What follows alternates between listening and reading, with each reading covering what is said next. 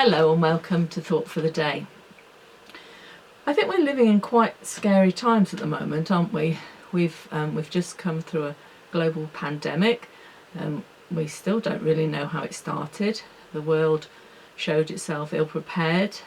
Millions of people have died. There's no telling when the next one might happen, might be even worse next time. We've got war in Ukraine, and possibility of escalation there to goodness knows where. And climate change, of course. We're all living in a world that's gradually dying, and we seem to be very slow to do anything much about it. And we've got the cost of living crisis, of course. It got me thinking back to my relatively carefree childhood, and I was trying to remember the first time that I can think of when I was really scared. And actually I can put a date on it, an exact date on it. It was the 6th of June 1967. I was 8 years old. Our head teacher, Mr. Sinclair at Henry Gotch Junior School, brought us all into the hall, and he told us about a war that had just started between the Arabs and the Israelis. I don't remember much about what he said, but I know I was left with a deep fear that it was possible that I might die, and even scarier than that, that my dad might have to go and be a soldier again. I knew he'd been in the previous war, and I thought that he might die.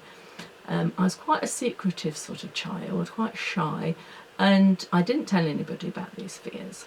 But my parents obviously realised there was something wrong, and they finally got out of me what was troubling me. And they told me that I didn't have to worry, that they would never let anything bad happen to me. And I trusted and I believed them.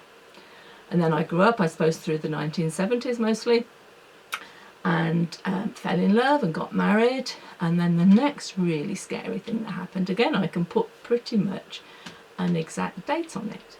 It was around the 6th of April 1989, 2 days after the birth of my first child. And we were taking her home, and suddenly were landed with this enormous responsibility. A whole new human being who was totally dependent on us. And I think for the first 2 weeks, we were absolutely terrified. So as we go through life, we build up these burdens, don't we? These things that we fear might go wrong. Can we afford the mortgage? Can we get that bigger house that we think we ought to have? Will we get the promotions? Will we have the right car, the right clothes, the right face and the right shape? These burdens, they build and they weigh us down, and they're exhausting us if we're not careful. It's all hugely stressful, and that's another worry, isn't it? Stress is really bad for your health. You can find advice in thousands and thousands of self-help books, how to reduce the stress. But helping ourselves rarely works. We need someone we can trust to lift the burden for us, to return us to that childlike state of contentment and freedom from fear. There is a book, it's called Matthew's Gospel, and it has one line in it, in chapter 11, it's verse 28, and it's Jesus speaking, and he's telling you that he wants to be your trusted person. It says, "Come to me, all you that are weary and are carrying heavy burdens, and I will give you rest."